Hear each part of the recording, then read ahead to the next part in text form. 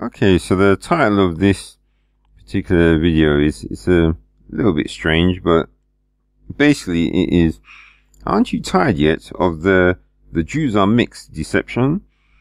And basically this, or me coming up with this, came about just simply because of a conversation I had with someone that I know who sort of been to church with. And I was just speaking to them yesterday.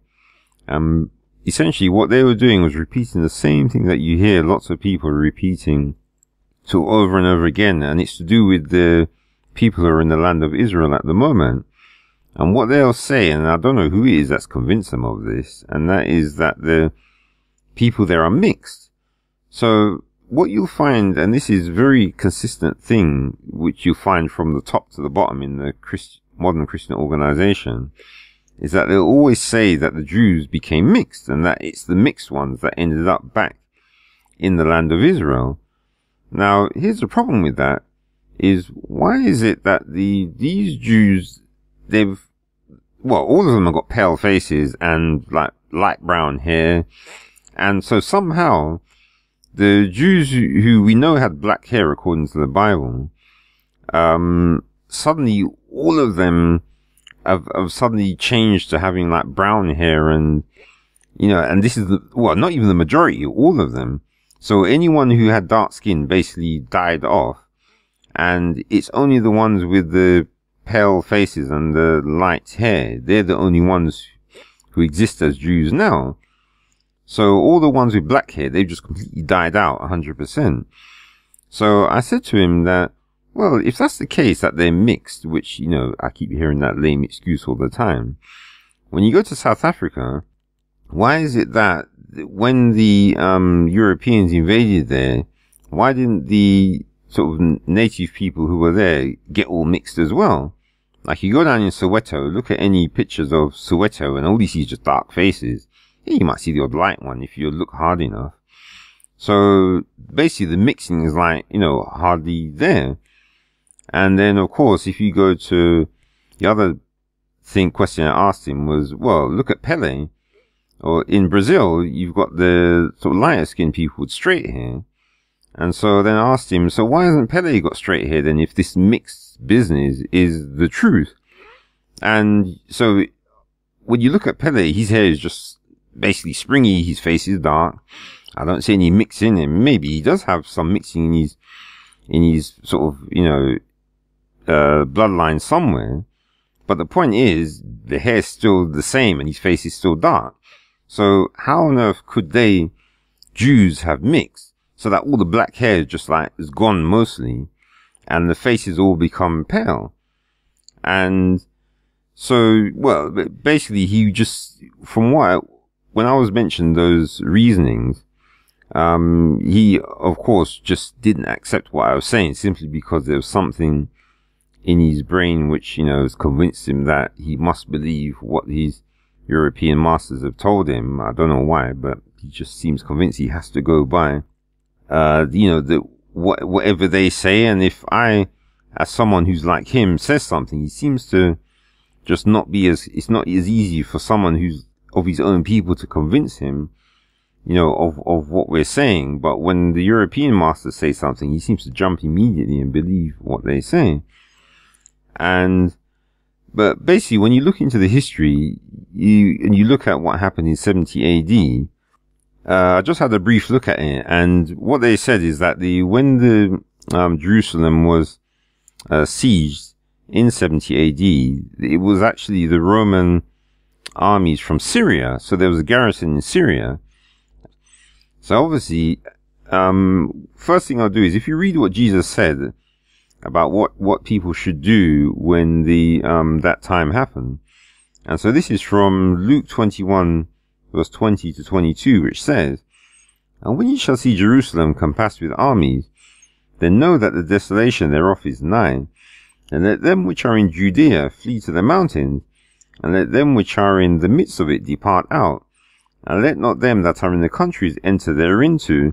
For these be the days of vengeance, that all things which are written may be fulfilled." So we see there about how Jesus is saying, if they're in Judea, flee to the mountains. So that's when they see it compassed with armies.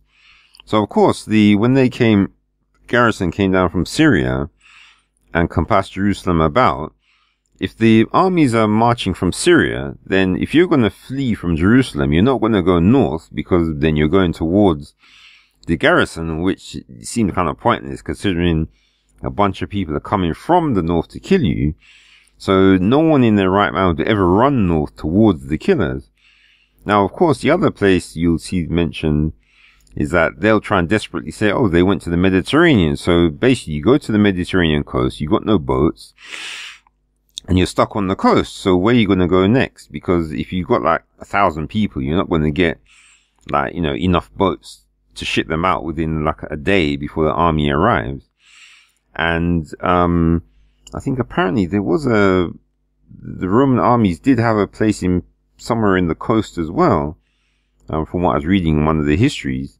So logically, the only place you can either flee is either towards Jordan and head towards that nice big desert, which is in Arabia, if you want to die.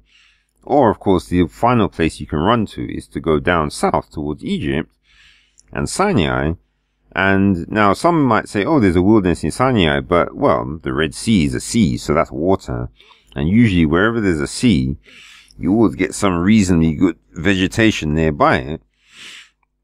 So logically, you'd think that going towards the Red Sea, since it worked last time, and of course we know that when Joseph and Mary had to flee Herod's persecution, God didn't tell them to go up to Syria or across to the Mediterranean or even towards Jordan and to dry up in the desert in Arabia. He told them to go south to Egypt. So anyone with any sense obviously would run in that direction because that's where safety is. But the problem is that he's trying to say that the people who fled from Judea, eventually got mixed.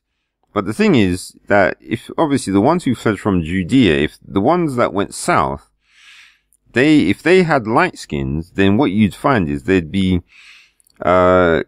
some history of a whole heap of light-skinned people having some kind of, colony or whatever in Africa somewhere. But all we found so far is that, yes, some Arabs have come down into Africa and gone down, but no Europeans. The only Europeans seem to be in, Zimbabwe? Well, recently, Zimbabwe or South Africa.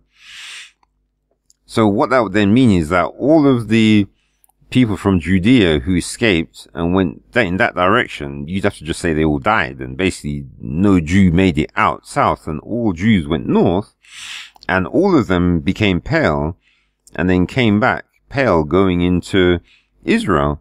So anyone who wants to believe that, they can go ahead, but to me it sounds like complete nonsense. And yet there are people out there who desperately want to believe that, and simply just because the Europeans tell them to believe it. And they just seem to refuse to believe in common sense, which tells you that if, the other thing I mentioned is that when you go in England, obviously England is a European country. If you go to Scotland, it's mostly their people there. But then if you go to Bradford, you find there's a lot of Indians there. So I asked him, if you go to Bradford, do you go there and find that all the Indians have become pale and, they've all mixed in with the rest of the population and you just don't see any dark Indians left? And the answer is no. Go to Bradford and you'll see plenty of Indians there and they will not be mixed. So all this rubbish about, oh, the Jews got mixed, it's just lies. And they know it, but for some reason there's too many people out there who are too desperate to believe this particular lie, knowing that no one else mixes like that. And we know that these, children of Israel, they are humans like us. So if normal humans are in groups and have cliques and whatever, and they don't tend to mix, even when they're in captivity or when they're in a country where they're in oppression, then why would the Jews be mixed, completely bleached out, so they all got pale skins? How would that happen? I would love someone to explain that to me, and if they could, then I'll sit there and listen, and then they'll provide me with the history and all the documentation, and I'll nod my head and say, oh, that really did happen. But if instead, like common sense tells you that if no one else gets mixed, even when they go to another country, because you can go to Chinatown and you don't see all these sort of half-mixed Chinese people. They just look Chinese to me whenever I see them.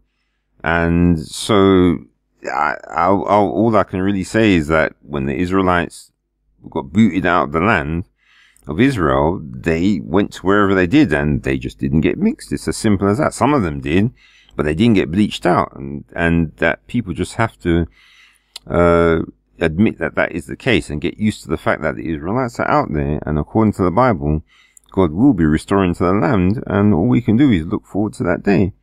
Okay, see you in the next video. Bye.